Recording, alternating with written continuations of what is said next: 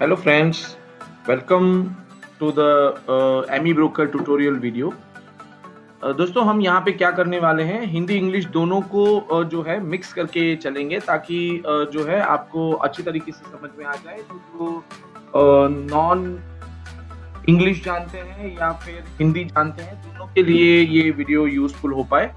तो दोस्तों हम क्या करते हैं ना, एमी ब्रोकर को बेसिक ऑपरेशन के बारे में अभी हम डिस्कस कर रहे हैं। तो बेसिक ऑपरेशन में एमी ब्रोकर जो है हमें रन एज एडमिन मोड में होना चाहिए। हम कहाँ से चेक कर पाएंगे? एमी ब्रोकर को जो है प्रॉपर्टीज में जाना है, राइट क्लिक करेंगे, प्रॉपर्टीज पे जाएंगे और प्रॉपर्टीज में जाने के बाद में कंपेटिबिलिटी पे जाएंगे।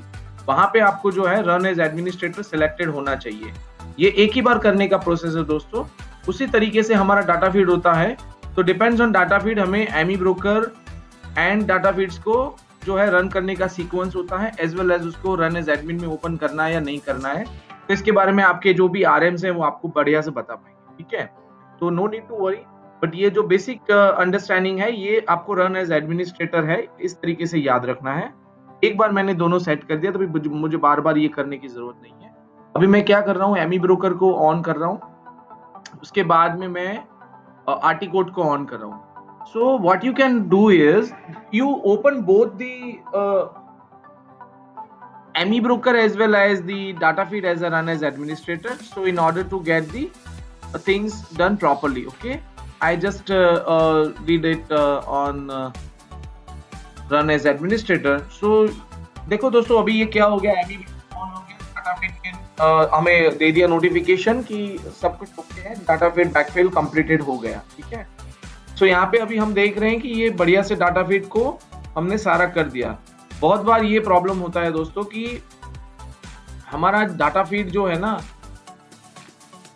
आपको डिजायर्ड रिजल्ट नहीं देता। जैसे कि आप ऐसा बोलो कि मुझे निफ्टी देखना है, तो अगर आपने अगर निफ्टी उसको बैकफिल नहीं किया है तो फ्यूचर्स आपको नहीं दिखेगा। इन दिस केस मैंने करके रखा है तो आपको दिखेगा। तो कई बार कैसा होता है कि जैसे नॉन बैकफिल्ड आइटम, जैसे यहाँ से हम सेलेक्ट कर सकते हैं कि हमें क्या क्या चाहिए। तो इन दिस केस अगर आप देखेंगे तो मैंने एफएनओ एमसीएक्स करेंसी सिलेक्ट करके रखा है और कैश 200 सिलेक्ट करके रखा है। अगर मुझे इंडेक्स ऑप्शन चाहिए तो मुझे आइदर ऑफ द फीड्स को हटाना पड़ेगा, तभी मैं करूंगा। देखो यहाँ पे मैं करता हूं तो ये मुझे एरर मैसेज देता है, only 2 feeds can be selected. So अगर मैं ऑप्शन का डेटा चाहता हूं तो मुझे ऑप्शन के अंदर जैसे एफएनओ को निकाल के ऑप्शन सेलेक्ट कर सकता हूं। हाल फिलहाल मुझे ऑप्शन नहीं चाहिए तो मैं ऑप्शन पे नहीं जा रहा हूं। तो दोस्तों यहां से हम क्या कर सकते हैं, इस तरीके से चार्ट को कर सकते हैं। अभी चार्ट नया ओपन कर सकते हैं 2-3 अलग अलग तरीके से। एक जो होता है हम ब्लैंक चार्ट ओपन कर सकते हैं। ब्लैंक चार्ट के ऊपर कोई भी टेम्पलेट नहीं आएगा, कोई भी चार्ट नहीं आएगा, डिजायर्ड आपको जो भी डालना है वो आप डाल सकते हो। और डिफॉल्ट चार्ट अब जब करते हो तो डिफॉल्ट चार्ट के अंदर आपने जो भी default save as default chart करके रखा है वही डाटा फीड जो है वो लोड होगा।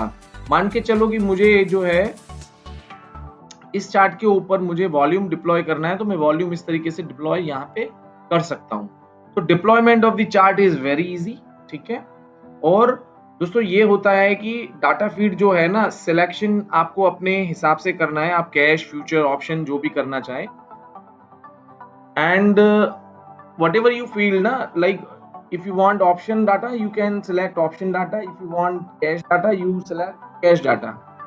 Now what we are doing is we are just opening a blank chart.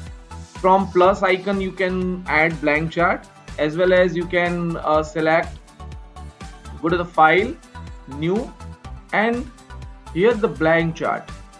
तो दोस्तों यहाँ से दोनों तरीके से ही हो सकता है। आपने ध्यान रखा होगा कि फाइल मेनू में जाने के बाद में आपको न्यू पे जाना है, न्यू पे जाने के बाद में आपको ब्लैंक चार्ट देना है, ठीक है।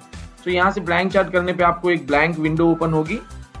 ब्लैंक विंडो के ऊपर आप जो भी डालना चाहते हैं वो आप इंडिकेटर, ऑसिलेटर्स जो भी डालना चाहते हैं, प्राइस चार्ट डालना चाहते हैं, ऐसे मल्टीपल फॉर्मेट्स में आप डाल सकते हैं। आप अपने चार्ट के ऊपर जो है मल्टी कलर्ड वॉल्यूम्स या whatever, like whatever you want to enter you can enter. If you want to close above chart, just right click and close it. What I did is just right click and close it. If I want to close charts, then there is another option which is a cross mark. If I want to take this on above, you can take this like this. If you want to make this below, you can make this like this. So this is how you can do the basic operation, basic stuff with the ME broker. So यहाँ से हम इसको close कर सकते हैं. Volume डालना है volume डाल दो, प्राइस डालना है प्राइस डाल दो, आप जो भी डालना चाहते हो. आप इसमें एवरेजेस डालना चाहते हो, मूविंग एवरेजेस डालना चाहते हो, जो भी डालना चाहते हो आप बेसिक चार्ट्स के अंदर डाल सकते हैं. दोस्तों कई बार हमें फोन आता है कि चार्ट नहीं ओपन होता है. तो जब चार्ट नहीं ओपन हो रहा है तो वो लोग क्या बेसिक गलती करते हैं कि यहाँ पर चार्ट का कोई क्लिक भी नहीं लगा होता है. इस तरीके से हमें ब्लैंक विंडो आता है और हम सीधा जो है RM को फोन करते हैं. हम थोड़ा भी बिल्कुल वो नहीं लगाते. हमें बेसिकली कुछ नहीं करना है. फाइल मेनू में जाके एक नया ब्लैंक चार्ट ओपन करना है और आपको जो भी लगाना है वो आप लगा सकते हो. बहुत सिंपल है. थोड़ा सा सोचो और उसको यूज करो. ME broker is the most easiest software in this world. Okay, यहाँ पे आपको बहुत सारे ड्राइंग टूल्स दिए हैं. ठीक है, आप सपोर्ट रेजिस्टेंस को ड्रॉ कर सकते हो, आप यहाँ से ट्रेंड लाइन को ड्रॉ कर सकते हो, आप यहाँ पे बहुत अलग अलग तरीके से जो है अलग अलग ड्राइंग टूल का यूज कर सकते हो. आप किसी जोन को हाईलाइट कर सकते हो आपके स्टडी पर्पस के लिए. आप इसके अंदर टेक्स्ट वगैरह ऐड कर सकते हो. ठीक है, आपको जो भी रखना है उस तरीके से आप लिख के उसमें टेक्स्ट वगैरह ऐड कर सकते हो. तो ये दोस्तों क्या है ना, ME ब्रोकर जो है वो यूज जितना करोगे उतना आपको समझ में आएगा. आपको जो है कुछ भी इसमें ड्राइंग टूल्स हैं, इस तरीके से आप इसमें जो है ड्राइंग टूल्स भी ऐड कर सकते हैं. एंड जब भी आप उसको क्लियर करना चाहते हो तो डिलीट स्टडीज में जाके डिलीट ऑल स्टडीज करो, सारी स्टडीज डिलीट हो जाएंगी, चार्ट आपका ब्लैंक हो जाएगा. एंड अदर जो है वो यहाँ पे आपको फाइल मेनू में जाके जब भी सारा डेटा को सेव करना है तो आप इसको सेव कर सकते हैं. सेव करके ही क्लोज करा करो ताकि आपका जो डेटाबेस जो है वो ऑलवेज सेव रहा करे. And whenever you close it ना, just make sure that you need to close this first article. Okay?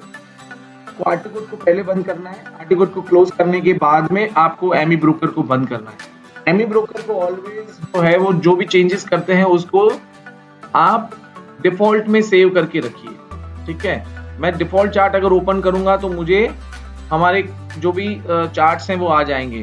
तो यहाँ पे आपको जो है अलग अलग सॉफ्टवेयर जो हमारे हैं वो सारे सॉफ्टवेयर यहाँ पे आपको मिल जाएंगे.